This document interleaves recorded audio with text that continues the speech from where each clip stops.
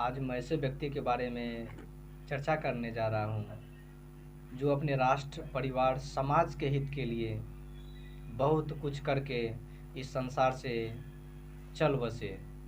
उस व्यक्ति का नाम बाबा साहब भीमराव अम्बेडकर थे। एक समय की बात है जब बाबा साहब भीमराव अम्बेडकर कानून मंत्री पद पर आश्रित थे,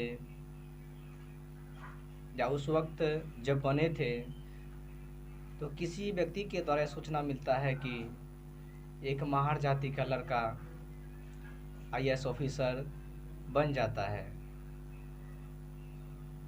तो यह सूचना मिलने के बाद बाबा साहब भीमराव अम्बेडकर बहुत खुश हुए कि एक महार जाति का लड़का इतने बड़े पद पर मेहनत करके अपने लक्ष्य को प्राप्त किए हैं तथा अपने राष्ट्र, परिवार, समाज का नाम रोशन किए हैं। तो बाबा साहब भीमराव अम्बेडकर उस व्यक्ति को कहते हैं कि कल आप उस लड़के को बोल देना कि बाबा साहब ने तुमको याद किया है। तो वह व्यक्ति उस लड़के को पास जाता है जो लड़का आईएएस ऑफिसर पद पर विराजमान थे। तो उस लड़का को वह व्यक्ति कहता है कि आपको बाबा साहब भीमराव अम्बेडकर ने याद किए हैं। तो उनके मन में आश्चर्य हुआ कि शायद हमें बाबा साहब भीमराव अम्बेडकर हमें क्यों याद किए हैं।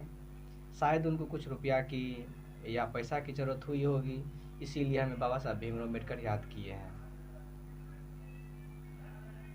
जब सुबह हुआ तो वह लड़का बाबा साहब भीमराव अम्बेडकर के दरवाजे पे जाते हैं। दरवाजे पे जाने के बाद बाबा साहब भीमराव अम्बेडकर उस वक्त अखबार पढ़ रहे होते हैं। तो बाबा साहब भीमराव अम्बेडकर के सामने जा कर के वह लड़का खड़ा हो गया और बोले, बाबा, क्या आप हमें याद किए थे?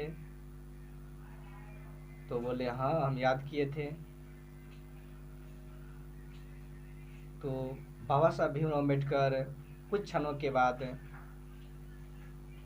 उस लड़के से बोलते हैं कि मैंने सुना है कि तुम आईएएस ऑफिसर बन गए हो। तो बोले, जी बाबा। और शायद तुम्हें एक लाल बत्ती की गाड़ी भी मिली होगी। तो बोले, जी बाबा।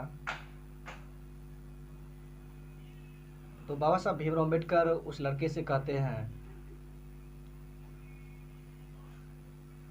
जो लाल बत्ती गाड़ी तुमको मिला है, उस लाल बत्ती गाड़ी पे चढ़ के तुम अपने गाँव जाओ और रोज एक चक्कर लगा के अपने दफ्तर पहुंच जाना।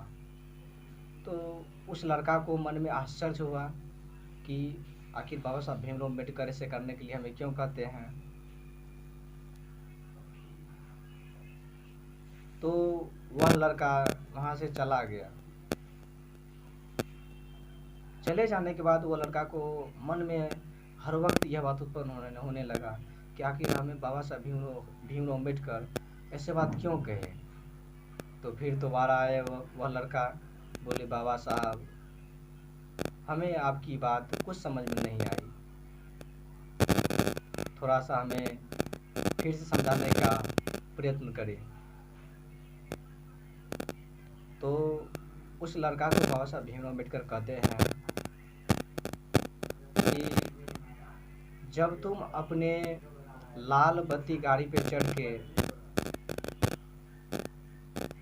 अपने गांव जाओगे तो तुम्हारे गांव के जितने भी महिला होगी, बुजुर्ग होंगे, नौजवान व्यक्ति होंगे, उसके मन में यही बात उत्पन्न होंगे कि कल का वह लड़का जो गांव में घुमा करता था,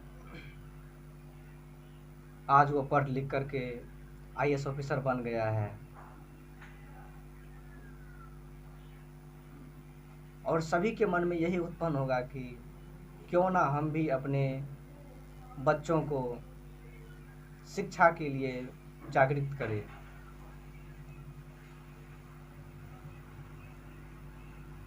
साथ ही साथ एक महार जाति का लड़का इतने बड़े पद पर कैसे आश्रित हो गए, कैसे पहुंच गए। तब उस लड़का को बाबा साहब भीमराव अम्बेडकर की वे बातें अच्छी तरह समझ में आए। साथ ही साथ वह लड़का बाबा साहब भीमराव अम्बेडकर के चरणों में गिर गए और बोले, आप धन्य हैं बाबा साहब, आप धन्य हैं। जय भीम, जय बुद्ध।